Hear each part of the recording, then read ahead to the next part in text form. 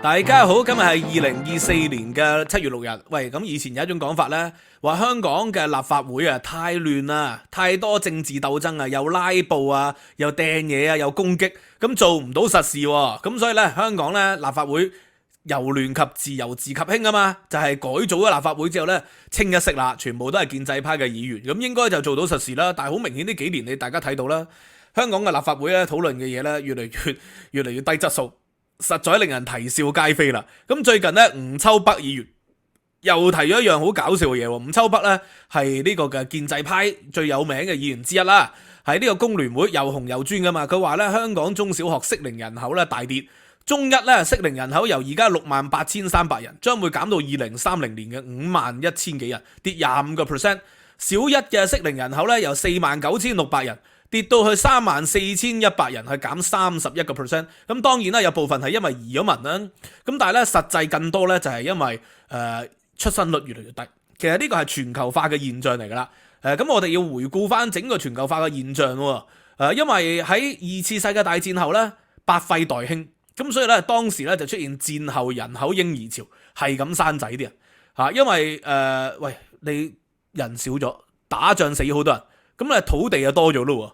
咁啊，人均可耕地又多咗，咁所以咧啲人咧係咁生仔啦，就佔有資源啊！全世界都出現呢個戰後人口嬰兒噶啦潮，咁啊，但係呢啲人口嬰兒潮咧，隨住時間過去咧，咁變成咗人口老化咯。因為嗰一代啲人係搏命生嘛，我阿嫲喺嗰個年代生7-8個啦，我阿婆啊生10幾個啦，係咪啊？咁啊，但係後來就唔同啦，因為城市咧慢慢人口就多咗咯。發達國家人口又多咗，你可佔有資源就少咗，所以啲人開始生少咗。喺70-80年代咧，全球都開始生少咗。咁所以香港都唔例外㗎。香港喺90年代以後咧，啲人咧就開始越生越少啦。咁但係咧，阿吳秋北咧，佢就係有一番高見喎。佢個高見就話咧，喂呢一個咧傳宗接代嘅觀念啊，要由學校嘅教育系統樹立起嚟。人類能夠繁衍係有責任㗎，從小就要樹立啊。呢啲青少年咧，而家咧有話我唔生仔啦，我唔結婚啦。呢啲觀念咧，慢慢學校樹立咧，我哋會逆轉喎。要用學校教育呢個嘅青少年傳宗接代，對抗躺平、不結婚、不生仔呢個種流行嘅社會風氣。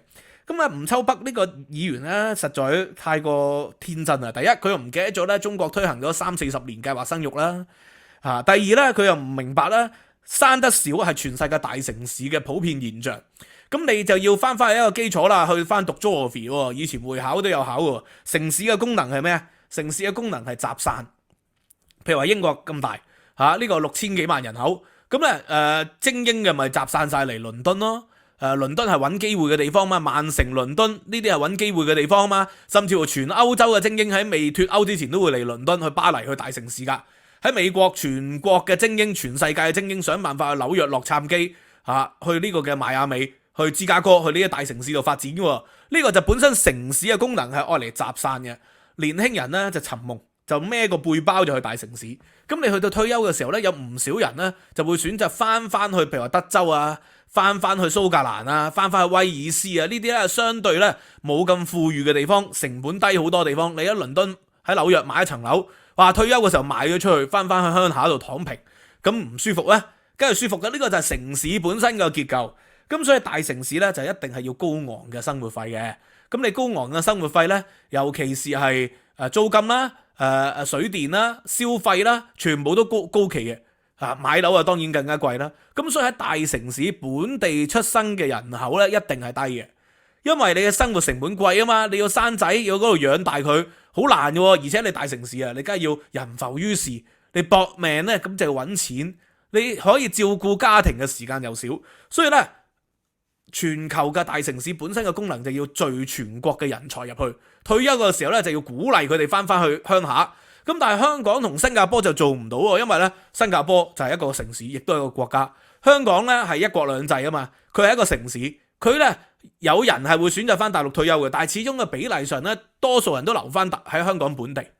咁所以變成咗佢就係一個昂貴工作、昂貴生活、最後昂貴退休嘅地方。係一個唔適合退休嘅地方嚟喎，香港同新加坡其實都係咁樣嘅喎，個土地太稀有啦，太貴啦，咁所以佢冇咗一個咁嘅功能嘅時候咧，佢本地出生嘅人口梗係少嘅。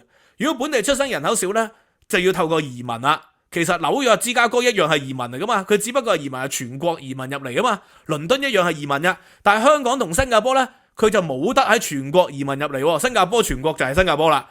咁佢哋就有精英人才計劃，但係佢哋又冇咁多土地啊，填海都填唔到幾多土地翻嚟噶，唔可以填2倍3倍嘅新加坡出嚟噶。所以呢啲國家嘅發展咧，佢注定係有時而進嘅。佢唔能夠發展得好遠嘅。香港亦都係如果香港咧係政治上強勢咧，就理論上喺10年前、20年前應該喺大灣區，喺呢個深圳啊、惠東啊，就大量購買土地，將佢哋併入香港，變成一國兩制。不過香港政治係弱勢啊嘛，北京先係強勢啊嘛。呢個所謂一國兩制就有主副之別噶嘛，有主次噶嘛。咁就唔能夠妹仔大過主人婆嘅，所以香港就冇辦法擴充佢嘅土地，冇辦法將深圳灣併入去變成香港喎。反而河套地區仲係久久不能發展啊。咁所以香港咧喺個人口上咧，佢注定咧係冇辦法啦，係增長落去。佢只能夠透過新移民，新移民又出現咗本土同埋北方嚟嘅人口嘅矛盾，所以以前就造成咗雙非啊，造成咗呢個嘅中港嘅衝突矛盾啦。咁所以呢個係一個死局，冇辦法解決嘅。咁再加上咧，大城市咧一個好實際嘅地方，喂，家計會都講啦，生活成本咁貴，你住屋啊咁惡劣嘅環境係咪啊？喺香港，咁所以咧喺咁嘅情況底下咧，都係唔得嘅。咁所以點解決咧？咁完全冇辦法㗎。咁尤其是咧住屋成本咧咁貴咧，你間房隔離牆就係仔女啦，或者另外嗰邊隔離牆咧就係呢個嘅老爺奶奶咯。咁所以咧，香港家計會都話你知啦，真係慘啊！香港人咧而家咧生咧越嚟越少啦，其中一個原因就係因為做愛做得少。做愛當然啦，除咗生育之外，仲有享受啦。但係咧，亦都好實際係影響到你嗰個生育率嘅。香港人咧而家咧一個月只係得3.1次啫，比起10年前咧3.7次係低好多。新加坡咧都係低嘅，新加坡係3.0次啊。所以香港咧不斷都係越做越少，越生越少，呢個係必然嘅咯。喂，人哋英國我查一查啦，杜蕾斯指數啊，英國唔係用月計啊，用星期計，一個星期 1.6 次啊，即係平均一個星期接近2次，1.6 次咧係好好嘅咯，因為有啲年紀大嗰啲人咧可能係0點幾次噶嘛，咁所以 1.6 次後生嘅時候一個禮拜2-3次咯，咁其實你係可以有數得計嘅。咁所以呢一個板間房、劏房，哇或者公屋，你梗係享受嘅時間、做嘅時間梗係少噶。所以呢個係無可奈何嘅。咁所以新加坡同香港都係咁樣做法。咁咧另外一個嚴重嘅情況就係咧，佢就必然導致到咧出生率下跌。香港而家咧每一名婦女佢只係生0.77名嘅小朋友啫，或者係咧人口係負增長嘅。如果唔係有新移民，必然係負增長嘅。一個女人只係生0.77，即係代表好多女人都唔生啦。有啲人生2個3個，但係有好多係唔生、唔結婚、唔生仔噶嘛。不買房、不結婚、不生仔、3不政策。咁新加坡咧係由幾年前 Covid 嘅時候嘅1.12跌到去咧 Covid 後嘅1.05啊，1.05。咁但係新加坡都係正數，每一個婦女係生1.05。咁因為新加坡政府都仲有補貼啊，而且有組屋政策可以同老爺奶奶分居喎。結咗婚之後，政府咧可以咧用公積金啊，用各方面嘅方法咧係鼓勵你上樓，始終都有自己嘅屋企嘅。所以呢個新加坡咧，佢係有正數人口嘅，佢會比香港嘅發展咧係更長久。而香港就冇辦法噶啦，必然咧係會負增長萎縮嘅。咁但係吳秋北咧作為一個又紅又專嘅議員，佢竟然忘記咗咧中共咧係推出咗呢個計劃生育政策，而計劃生育政策正正係同佢口中所講嘅傳宗接代係互相違背、互相矛盾嘅。計劃生育嘅政策咧，其實係1970年咧周恩來嘅時期就已經提出噶啦。咁周恩來咧當時就提出咗晚稀少3個口號。晚就係晚婚，唔好10幾歲結婚啦，鼓勵咧男生就25歲，女生就23歲結婚。稀就係咧，喂唔好生得咁多啦，少就越生越少咯。咁所以咧人口會越嚟越少。個原因係咩咧？因為喺馬寅初咧係即係留美博士啦，翻去同中國咧係建設嘅時期，同毛澤東講喺戰後嘅時候就話喂會有人口爆炸喎。咁所以咧，既然有人口爆炸咧，我哋不如鼓勵一啲減少生育啦。但係毛澤東話唔係喎，人多好辦事喎，人有多大產就地有多大膽，所以就鼓勵生育。呢個咧就涉及到咧人口學、古典經濟學裏邊咧一個好核心嘅理論啦。我講過幾次啦，叫馬爾薩斯陷阱。馬爾薩斯陷阱係咩意思咧？喺即係 Adam Smith 嗰個年代，嗰啲人口學家就提出咗，如果人口不斷咁增長，人口係可以幾何級增長嘅喎。即係你一代啊生三個，下一代咧每人咧又生三個，咁啊越嚟越多咯，幾何級咁增長噶嘛。但係糧食就唔會幾何級增長嘅，所以咧當人口增長到一定程度嘅時候咧，就會出現饑荒啦，出現戰爭咯，出現呢個天災人禍咧就會好慘嘅咯。咁所以咧人口增長必然會導致到戰爭，因為爭奪資源就會打仗啊嘛。人口增長咧就必然導致到饑荒，人口增長咧。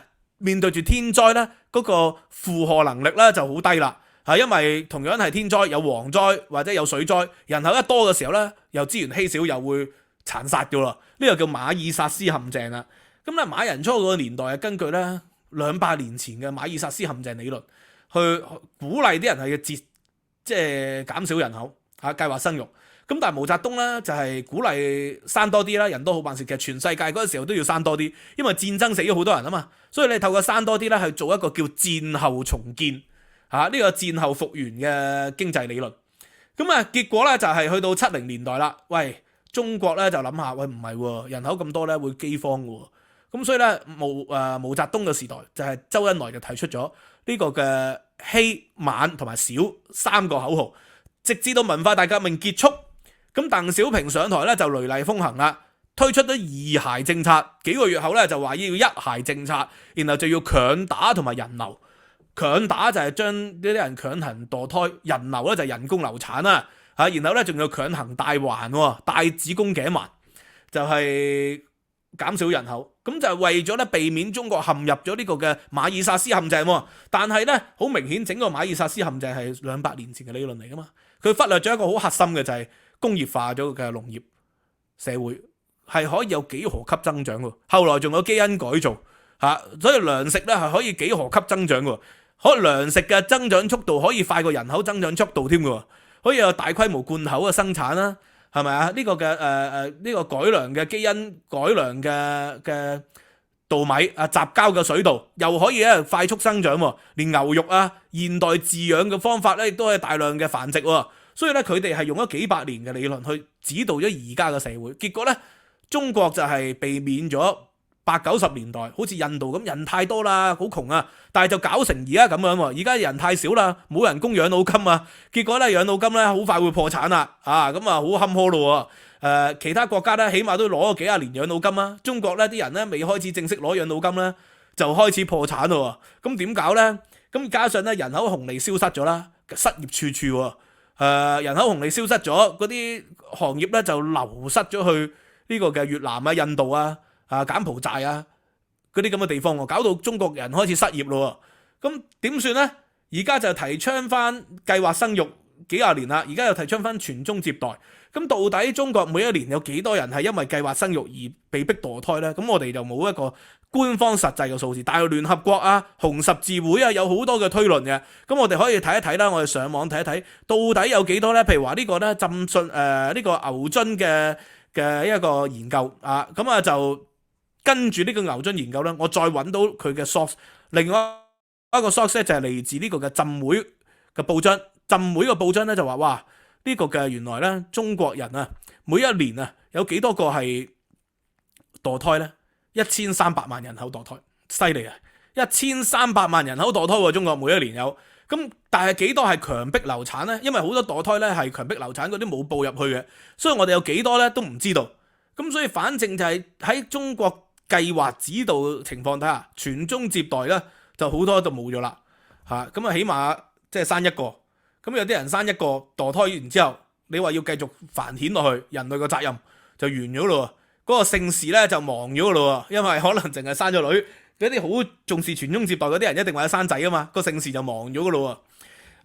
所以輕滅絕就做唔到啊。咁所以吳秋北作為一個又紅又專嘅，竟然咧提出呢個嘅傳宗接代咧，就勾翻起啲人咧對國家嘅仇恨啊，對呢個嘅傳宗接代咧。